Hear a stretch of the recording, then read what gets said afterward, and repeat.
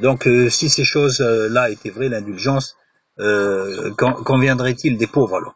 Comment pourrait-il payer le paradis, hein? Donc, on se rappelle donc que le salut s'obtient uniquement par grâce et non pas par les œuvres, afin, comme dit l'Écriture, que personne ne se glorifie.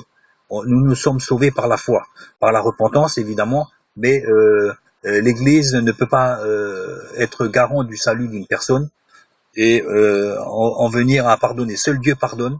Donc nous avons à venir directement euh, à Dieu. Donc on voit très bien la tentation, la tentative d'instrumentalisation qui a réussi pendant des siècles devant des populations faibles et illettrées, hein, comme on le sait très bien, pour pouvoir s'ériger en personne pouvant pardonner. Hein. Donc voilà, c'est proprement quelque chose d'abject. Je rappelle que nous n'avons pas besoin du ministère de bien des religions pour entrer en contact avec Dieu. On peut le faire dans une voiture, dans les toilettes, n'importe où.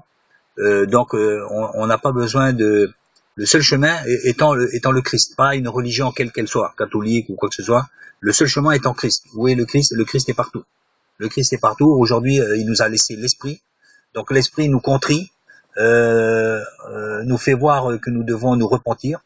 Et à partir de ce moment-là où nous confessons nos péchés, Dieu est fidèle et juste, comme dit Dieu, pas le pape ou le catholique, Dieu est fidèle et juste pour nous pardonner de tout péché.